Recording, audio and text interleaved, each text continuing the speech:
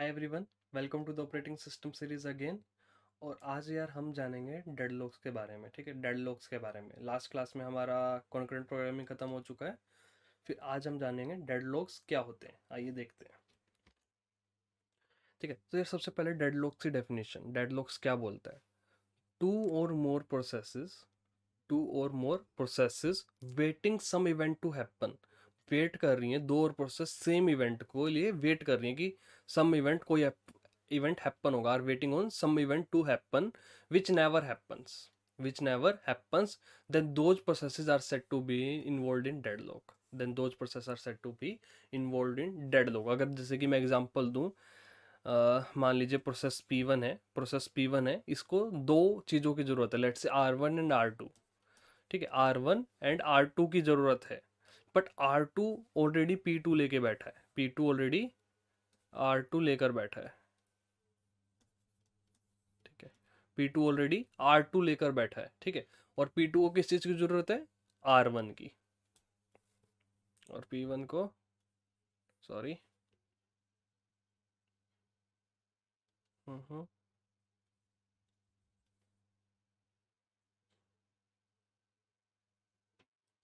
ठीक है, और P1 को किसकी ज़रूरत है? R2 की। ठीक है, तो मैं क्या कहना चाह रहा हूँ, P1 को R1 और R2 दोनों चाहिए, बट R2 P2 लेके बैठा है। R2 P2 लेकर बैठा है। R2 ऑलरेडी P2 लेकर बैठा है। और P2 को R1 और R2 चाहिए, P1 R1 लेकर बैठा है। P1 R1 लेकर बैठा है। तो देखो एक सर्कल सा बन गया है कि P1 को कभी भी वापस R2 नहीं मिल सकता, P1 को कभी भी R2 नहीं मिल सकता, और P2 को कभी R1 नहीं मिल सकता। ठीक है, तो एक डेडलॉक हो गया। डेडलॉक हो गया कि भैया P1 और P2 दोनों किसी इवेंट के अक्कर होने का, हैपन होने का वेट कर रहे हैं, बट वो इवेंट कभी भी होने ही नहीं वाला। वो इवेंट कभी भी होने ही नहीं वाला। तो मैं P1 और P2 को बोलता हूँ कि वो डेडलॉक के अंदर है। डेडलॉक के अंदर है, तो दो या दो से ज़्यादा प्रोसेसेस होनी चाहिए, कम से कम मिनिमम 2 प्रोसेसेस होनी चाहिए डेडलॉक के लिए। ठीक है, तो यार डेडलॉक के कुछ बेसिक्स होते हैं। इसे मिटा देता हूँ एक बार। डेडलॉक के कुछ बेसिक्स होते हैं, इसे वापस देखेंगे इसे कभी। तो डेडलॉक के कुछ बेसिक्स क्या है, देखो। अगर कुछ सर्कल में लिखा है उसको हम बोलते हैं प्रोसेसेस। जैसे कि P1, these are the processes. अगर कोई चीज स्क्वायर, रेक्टेंगल या स्क्वायर ब्रैकेट उसमें डब्बे में बना रखी है, तो उसको बोलते हैं resources. These are the basics of deadlock. ठीक है, अगर कोई चीज सर्कल में बनाया तो वो प्रोसेस है, डब्बे में बनाया तो रिसोर्स है। इसका मतलब है इस रिसोर्स का एक इंस्टेंस है। रिसोर्स मतलब प्रिंटर, हार्ड डिस्क, जो भी है। रिसोर्स एक है, एक instance, single instance of resource कि भैया एक ही है ये रिसोर्स। इसका मतलब है इस रिसोर्स के दो इंस्टेंस हैं, double instance of, two instances of this resource.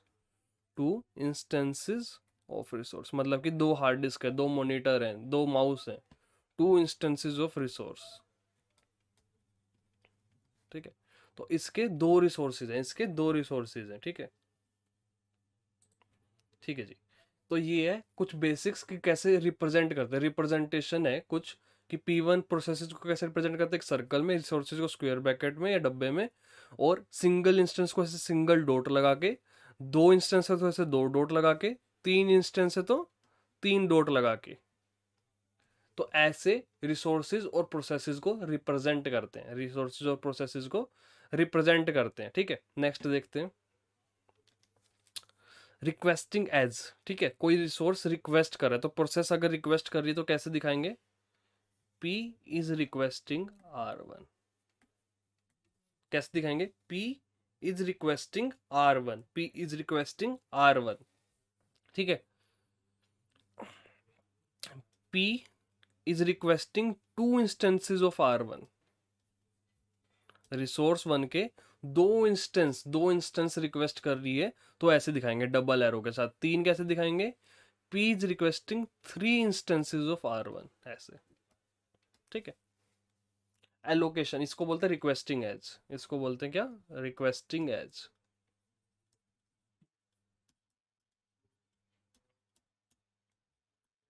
अब देखते हैं एलोकेशन एज। नेक्स्ट देखते हैं एलोकेशन एज। R1 का एक इंस्टेंस P को दे दिया, R1 का एक इंस्टेंस P को दे दिया, इसको बोलते हैं allocation. Allocation single instance R1 का, इसको बोलते हैं एलोकेशन एज। क्या बोलते हैं? Allocation edge. ठीक है, R1 के दो इंस्टेंस P को दे दिए। ठीक है, एलोकेशन एज होती है दो इंस्टेंस, डबल एरो लगाने पे दो इंस्टेंस P को दे दिए। तो ये बेसिक्स हैं डेडलॉक्स के, जो हमें बार बार नीड पड़ेगी, इसलिए मैंने पहले ही आप लोगों को बता दिए। सर्कल, प्रोसेसेस, स्क्वायर ब्रैकेट डब्बा, रिसोर्सेज, इंस्टेंस बनाना सिखा दिया, रिक्वेस्टिंग एज और एलोकेशन एज, रिक्वेस्टिंग एज और एलोकेशन एज। ठीक है, तो भैया रिक्वेस्ट और एलोकेशन का साइकिल कैसे चलता है वो मैंने यहाँ पर लिखा हुआ है। रिक्वेस्ट और एलोकेशन का साइकिल कैसे चलता है वो लिखा हुआ है। ठीक है, कैसे चलता है देखिए। प्रोसेस कुछ रिसोर्सेज के लिए रिक्वेस्ट करेगी ऑपरेटिंग सिस्टम को, कुछ रिसोर्सेज के लिए रिक्वेस्ट करेगी ऑपरेटिंग सिस्टम को। ओएस क्या वैलिडेट करेगा रिक्वेस्ट को। वैलिडेट कैसे करेगा भैया? देखेगा जो रिसोर्सेज रिक्वेस्ट किए गए हैं वो एग्जिस्ट करते भी हैं या नहीं करते। रिसोर्सेज एग्जिस्ट नहीं करते मतलब प्रिंटर है ही नहीं, और प्रिंटर आप रिक्वेस्ट कर रहे हो, तो ओएस क्या करेगा? भगा देगा, कहेगा प्रोसेस नहीं है मेरे पास, वो रिसोर्सेज नहीं है, इनवैलिडेट कर देगा प्रोसेस को। अगर प्रोसेस वैलिडेट हो गई, यानी कि वो सारे के सारे रिसोर्सेज हैं हमारे पास, वो सारे के सारे रिसोर्सेज हैं, वैलिडेट हो गई, तो ओएस क्या चेक करेगा? अवेलेबल है या नहीं है, क्या अब तक कोई और प्रोसेस यूज कर रही हो। किस लिए चेक करेगा? Availability of that resource.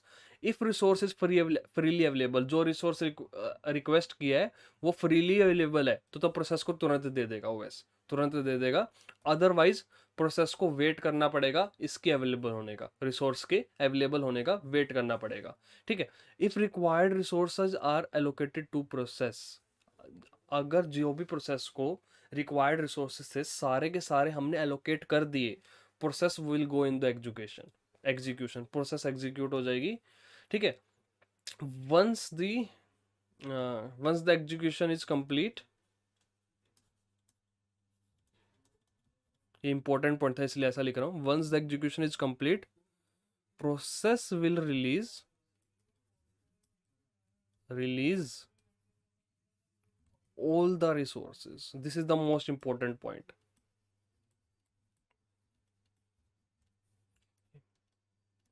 क्या बोल रहा हूं? प्रोसेस अगर कंप्लीट हो गई, प्रोसेस का एग्जीक्यूशन कंप्लीट हो गया, जो भी उसने रिसोर्सेज लिए थे वो सारे के सारे रिलीज कर देगी। Each and every resource will get release once the process execution get completed. ठीक है, एक बार प्रोसेस एग्जीक्यूशन कंप्लीट हो गया तो सारे के सारे रिलीज कर देगी। ठीक है, अब रिसोर्स की रिक्वेस्ट और एलोकेशन हम रिप्रेजेंट करते हैं रिसोर्स एलोकेशन ग्राफ से। किससे? Resource allocation graph.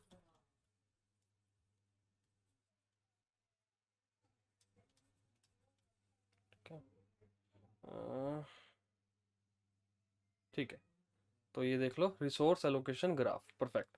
Resource allocation graph से करेंगे, परफेक्ट। ठीक है, तो रिसोर्स एलोकेशन ग्राफ को कैसे रिप्रेजेंट करते हैं? G V E, V is the processes and E is the requesting and allocating edge. Processes and resources, we represent to the processes and resources,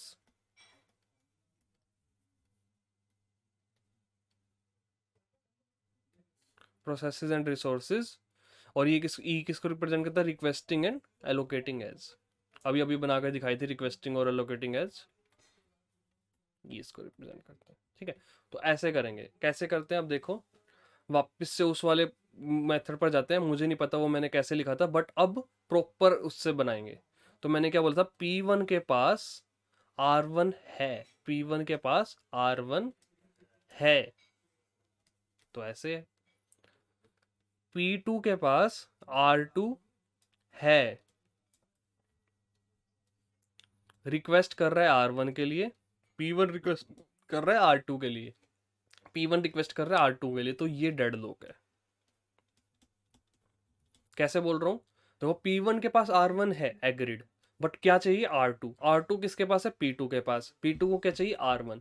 तो कभी भी P1 को R2 नहीं मिलेगा और P2 को R1 नहीं मिलेगा, तो ये सिचुएशन डेडलॉक वाली सिचुएशन है, ये सिचुएशन डेडलॉक वाली सिचुएशन है। ठीक है, अब एक ग्राफ और बनाता हूं मैं आपके सामने, वो बताइएगा डेडलॉक है या नहीं है। वो बताइएगा डेडलॉक है या नहीं है।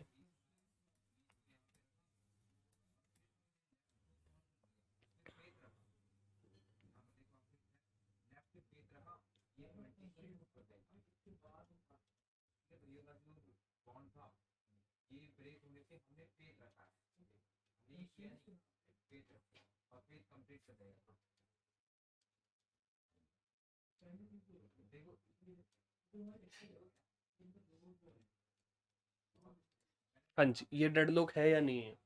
मुझे तो लगता है डेडलॉक नहीं है। रीजन जानते हो? रीजन लास्ट पॉइंट जो मैंने बोला सबसे इंपॉर्टेंट पॉइंट, P3 को सिर्फ R1 चाहिए। P3 एग्जीक्यूशन में जाएगा और R1 को रिलीज कर देगा। P3 एग्जीक्यूशन में जाएगा, एग्जीक्यूट होगा, एग्जीक्यूट होगा, एग्जीक्यूटेड, और R1 को रिलीज कर देगा, R1 को रिलीज कर देगा, R1 को रिलीज कर देगा। ठीक है। सिमिलरली P4 एग्जीक्यूट होगा, एग्जीक्यूटेड, और R2 को रिलीज कर देगा। R2 और R1 के दो इंस्टेंस हैं, यहाँ पर दो इंस्टेंस हैं। तो P1 को R2 चाहिए था, मिल जाएगा। P2 को R1 चाहिए था, मिल जाएगा। तो नो डेडलॉक। तो इसमें डेडलॉक नहीं है लास्ट वाले पॉइंट की वजह से, नो डेडलॉक, और इसमें डेडलॉक था। ठीक है। तो लास्ट वाला पॉइंट क्या बोलता है, अगर एक बार प्रोसेस एग्जीक्यूट हो जाती है वो अपने सारे के सारे रिसोर्सेज डी एलोकेट कर देती है, रिलीज कर देती है। ठीक है।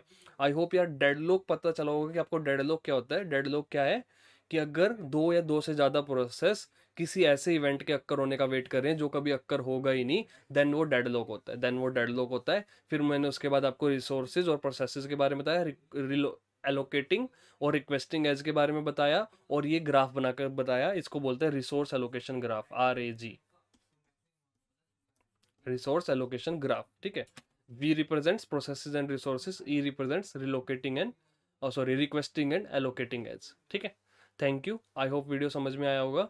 और फिर उसके बाद नेक्स्ट अब हम देखेंगे डेडलॉक की अदर करेक्टरिस्टिक्स, डेडलॉक को कैसे प्रिवेंट कर सकते हैं, डेडलॉक को कैसे अवॉइड कर सकते हैं, अगर हम डेडलॉक में पहुंच गए तो उधर से रिकवरी कैसे कर सकते हैं।